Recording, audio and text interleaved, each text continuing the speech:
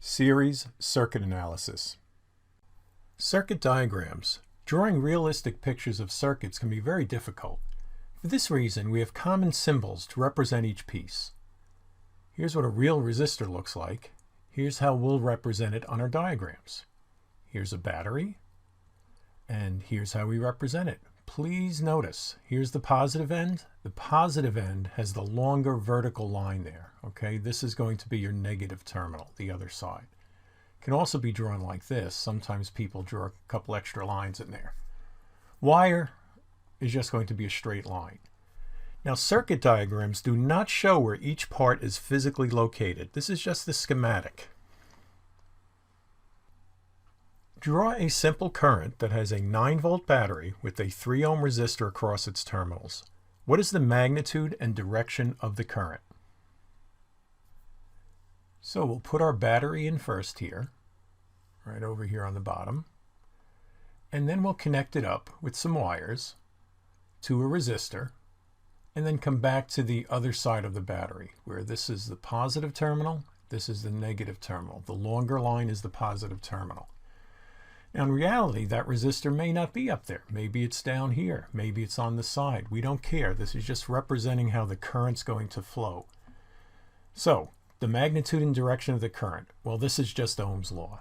We have voltage and resistance. So I is V over R, 9 volts over 3 ohms. We have a 3 amp current. Now, the current flows out of the positive terminal. We're dealing with conventional current, which is the flow of positive charges. So that's going to come out here, go up here, and you can see we've got the little red line drawn there, through the resistor and back to the negative terminal. So conventional current leaves the positive side of the battery, comes back to the negative side. There are two ways to add a second resistor to the circuit. One is place them in series.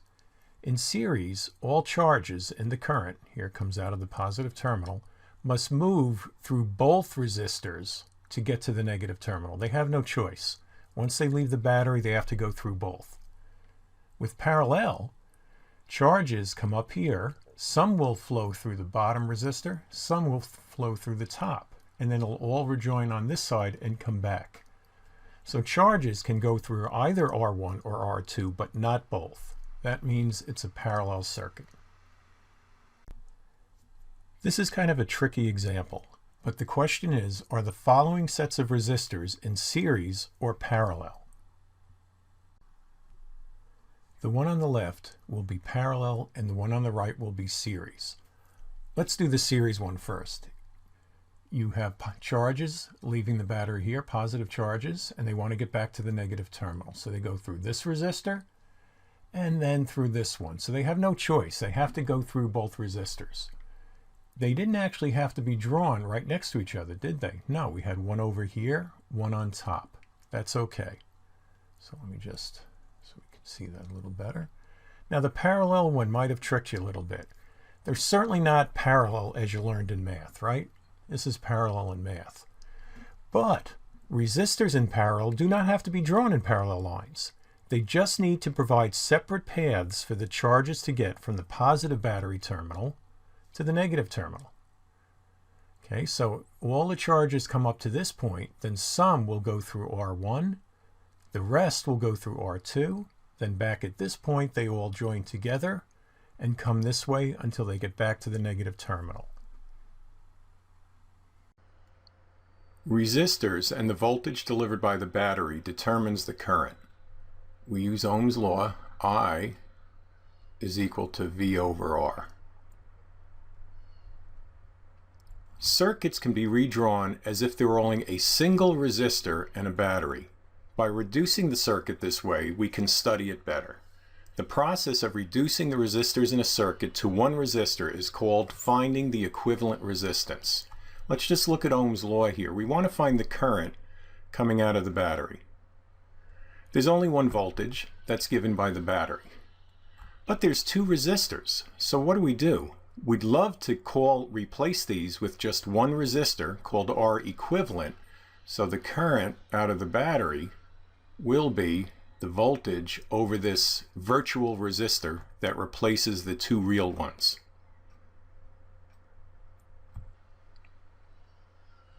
So here we have our two resistors, and we know we have current coming out of the positive end of the terminal. What happens to the current in this circuit? We're looking for the magnitude of the current as it goes through these resistors. Remember, current is defined as the amount of charge passing a given area per unit time here. So if I have 10 charges coming out of here in a second, and they come up here, all 10 go through here in the same amount of time. All 10 are going to go through here, and they just keep pushing around in a loop like this, okay? So the current coming out of here is exactly the same as the current going through this resistor and the exact through here. If perhaps there's 10 amps coming out of here, 10 amps go through here, and you make the claim that only 8 amps go through here, what happened to all those other charges? Did they get stuck here? Did they leave? No, that's silly. Whatever goes through this resistor has to go through this resistor.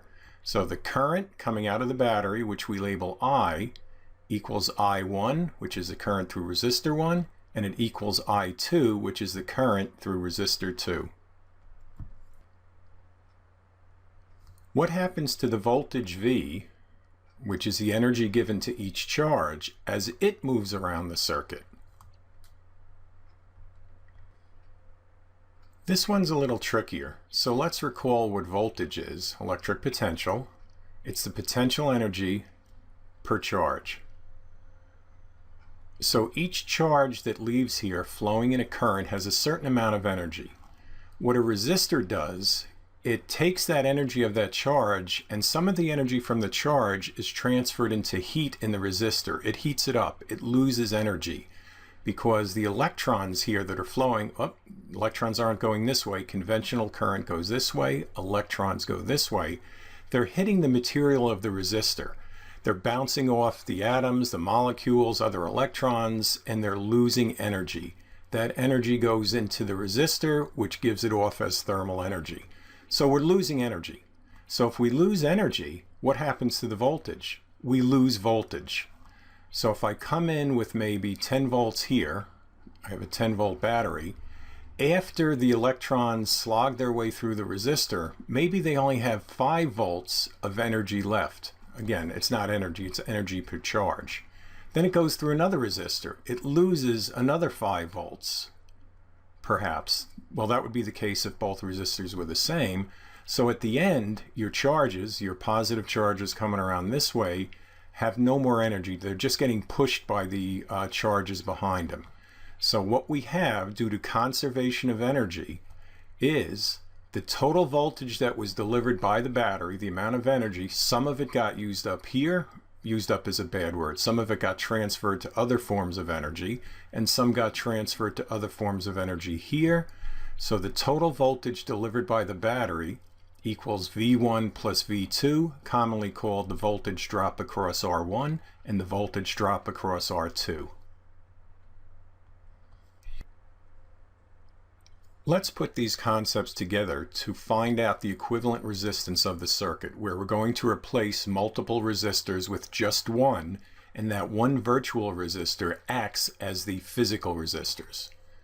We start with the previous slide. The voltage delivered by the battery is equal to the voltage dropped across each individual resistor or circuit element.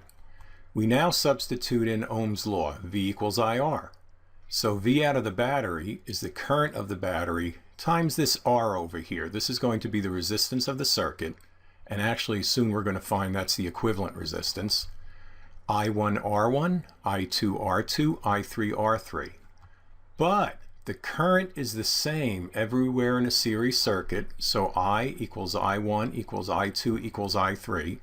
In this case, we're working with 3 resistors, not the 2 that we had on the previous slides. We make the substitution for these various I1, I2, I3. Now what do you see here? I is in each term. Cancels out. We now have the equivalent resistance of a series circuit is just adding up the individual resistors. What happens if you were to add more resistors to a series circuit? What would happen to the resistance? Well, any number I add here on the right side is clearly going to make the equivalent resistance greater. What is the equivalent resistance of this circuit?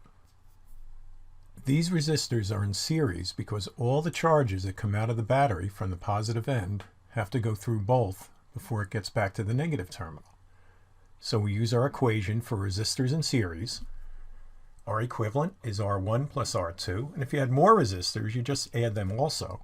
So we have 5 ohms plus 7 ohms, and we get 12 ohms. Adding resistors in series always increases the equivalent resistance. What is the total current at any spot in the circuit? We've previously established that the equivalent resistance of the circuit is 12 ohms and that the resistors are in series, which means the same current flows at all points in the circuit. So we use Ohm's law, where current is equal to the voltage of the battery divided by the equivalent resistance, 9 divided by 12, and we get 0.75 amps everywhere in the circuit. What is the voltage drop across R1? We already have the equivalent resistance of the circuit and the current passing through both resistors, which is 0.75 amps. So we need the voltage drop across R1, so Ohm's law, V1 is I times R1. The current is 0.75 amps. The resistance is 5 ohms, so we have a voltage drop of 3.75 volts. What is the voltage drop across R2? What is the voltage drop across R2?